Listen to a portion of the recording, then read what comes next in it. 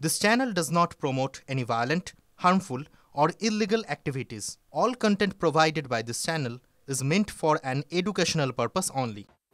অন্যদিকে প্রতিবাদীদের ওপর বাইক নিয়ে ধাক্কা দেওয়ার অভিযোগ মদ্যপ সিভিক ভলান্টিয়ারের বিরুদ্ধে। আর এই প্রতিবাদে আমরা দেখলাম যে কিভাবে সিঁথির মোড়ে বিক্ষোভ কর্মসূচি চলে। আমরা লাগাতার সেই ছবি দেখিয়েছি, কিন্তু তারপরেও আমাদের যেটা নজর রাখবে সেটা হচ্ছে আমাদের পোস্টের দিকে। তাহলে তিলোত্তমা ধর্ষণ খুনে কলকাতা পুলিশের অস্বস্তি বাড়িয়ে আইএমএ বেঙ্গলের ফেসবুক পোস্ট, অভিজ্ঞদের ফিঙ্গারপ্রিন্ট বিশেষজ্ঞ কিভাবে হলেন, প্রশ্ন তুলে সোশ্যাল মিডিয়ায় পোস্ট ইন্ডিয়ান মেডিকেল অ্যাসোসিয়েশনের পশ্চিমবঙ্গ শাখার।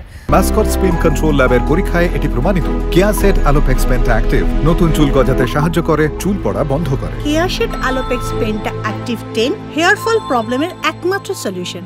অভিজ্ঞ এসএসকেএম এর সার্জারি বিভাগের প্রথম বর্ষের পোস্ট গ্র্যাজুয়েট ট্রেনি বলে পোস্টে উল্লেখ রয়েছে আইএমএ বেঙ্গলের তরফে।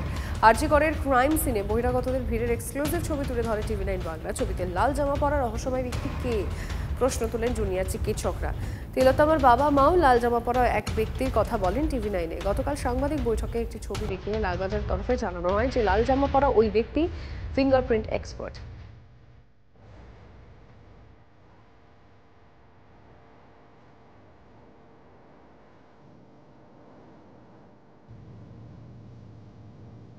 তিলোত্তমার ধর্ষণ এবং খুন কাণ্ডে কলকাতা পুলিশের অস্বস্তি কিন্তু আবার বাড়িয়ে দিল আইএমএ বেঙ্গলের একটা ফেসবুকের পোস্ট। যে ছবিটা আপনারা দেখছেন, একজন লাল জামা পরা ব্যক্তি যাকে নিয়ে প্রশ্ন তুলেছিলেন তিলোত্তমার বাবা মা যে এই লাল জামা পরা ব্যক্তিটি কে।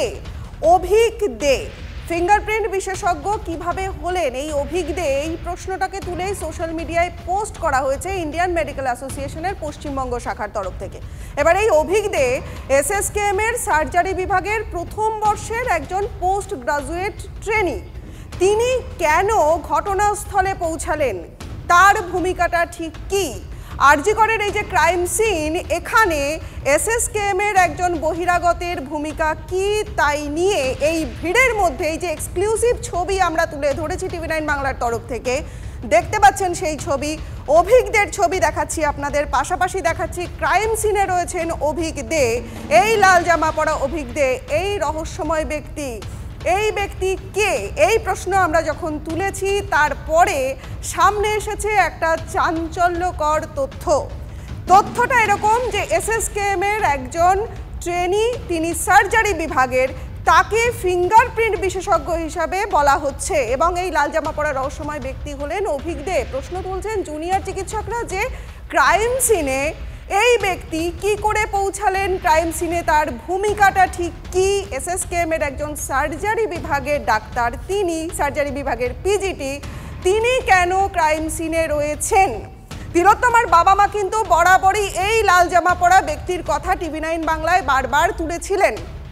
তারা বলেছিলেন যে এই ক্রাইম সিনে লাল জামা পরা একজন ব্যক্তির উপস্থিতির কথা বলেছিলেন। তিনি নাকি কিছু একটা খুঁজছিলেন, কি খুঁজছিলেন তা আমাদের এখনো জানা নেই, কিন্তু কিছু একটা তিনি খুঁজছিলেন, এই বক্তব্য রেখেছিলেন তিলোত্তমার বাবা মা।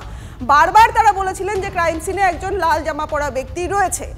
জানা যাচ্ছে যে সেই লাল জামা পরা ব্যক্তি হলেন অভিক দে এবং পাশাপাশি এই তিলোত্তমার ধর্ষণ খুনকাণ্ডে কলকাতা পুলিশের অস্বস্তি কিন্তু বাড়িয়ে তুলল আইএমএ বেঙ্গলের একটা ফেসবুক পোস্ট।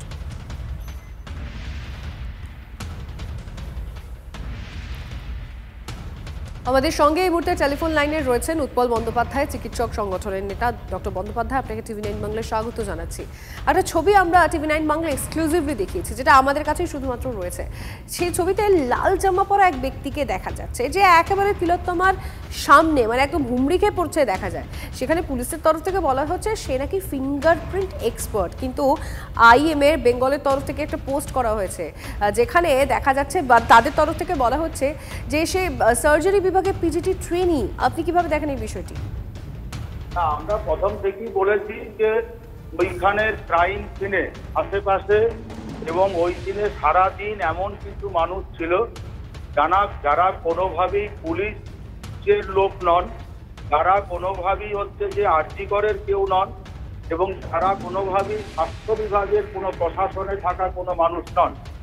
এবং এটা আপনারা যে সমস্ত ভিডিওগুলি, যে সমস্ত ফটোগুলি দেখাচ্ছেন, এতে এটা বারবার প্রমাণিত হচ্ছে যে সেখানে এর বাইরের অনেকেই ছিল এবং কলকাতা পুলিশের পক্ষ থেকে পর কয়েকদিন যেভাবে হচ্ছে যে আপনাদের মিডিয়াতে যে রিপোর্টগুলি আসছে তার জন্য যে সমস্ত বলা হচ্ছে তাদের পক্ষ থেকে তারা যে মিডিয়া ব্রিফিংগুলি করছেন, আমরা খুব নির্দিষ্টভাবে আমরা প্রথম দিন থেকে বলেছি যে সেই তাদের যে ব্রিফিংগুলি একটি বৈজ্ঞানিকভাবে আমাদের কাছে গ্রহণযোগ্য নয়।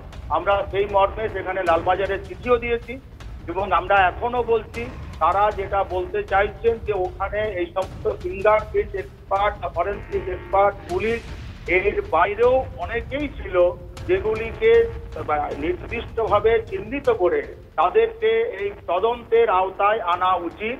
আইএমএ বেঙ্গল যদি এরকম কিছু পোস্ট করে থাকে নিশ্চয়ই আইএমএ বেঙ্গলের কাছে সেই তথ্যটা সুনির্দিষ্টভাবে আছে।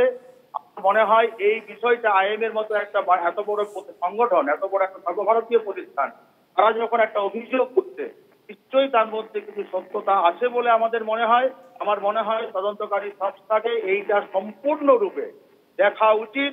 দরকার হলে যাদের যাদের নাম আসছে তাদেরকে আপনারা, আমরা আজকে ইয়েতে যাবো, সিজিও কমপ্লেক্সে যাবো, ওয়েস্ট বেঙ্গল মেডিকেল কাউন্সিল থেকে আমরা মিছিল করে সেইখানে আমরা নতুন করে আবার দাবি জানাবো এবং আপনাদের দিয়ে দিয়েও আমরা বলবো তাদেরকে যে এদের সবাইকে আপনারা হেফাজতে দিয়ে জিজ্ঞাসাবাদ করুন এবং তাছাড়া এই তদন্ত কখনো সম্পূর্ণ হবে না।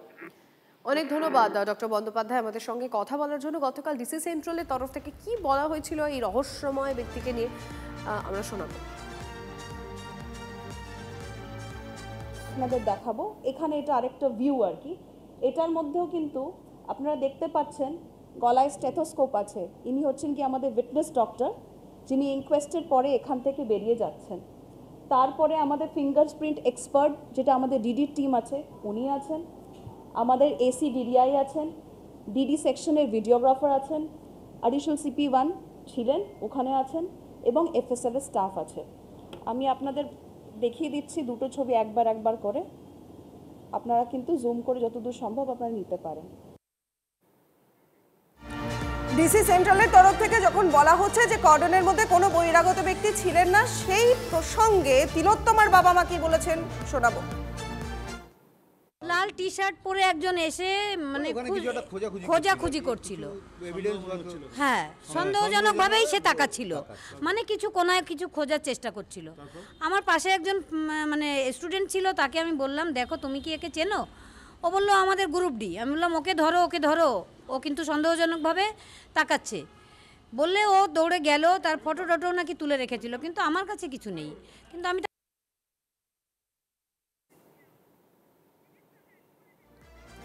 তিলোত্তমার বাবা মা কি বললেন সেই বক্তব্য তো আমরা শুনলাম, কিন্তু চিকিৎসকরা কি মনে করছেন আসুন শোনা যাক।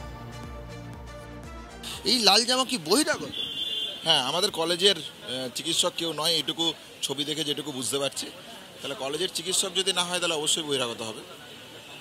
ছবি দেখে যেটুকু বুঝতে পারছি তাতে এটাই মনে হচ্ছে। সে কিছুই না হয়, যে সে কলেজের হয় তাহলে চলে আসুক ক্যামেরার সামনে, সে এসে বলুক যে না কিছু না, আমি আমার দলের তরফ থেকে কেউ না, আমি একজন সাধারণ স্টুডেন্ট, আমি দাঁড়িয়েছিলাম ওখানে, আমি ওখানে দেখতে গিয়েছিলাম নিজের ইচ্ছায়। কিন্তু পুলিশের কাছে আমাদের এটা কোশ্চেন থাকবে যে তাহলে ওনাকে ঢুকতে দিয়েছিল কে?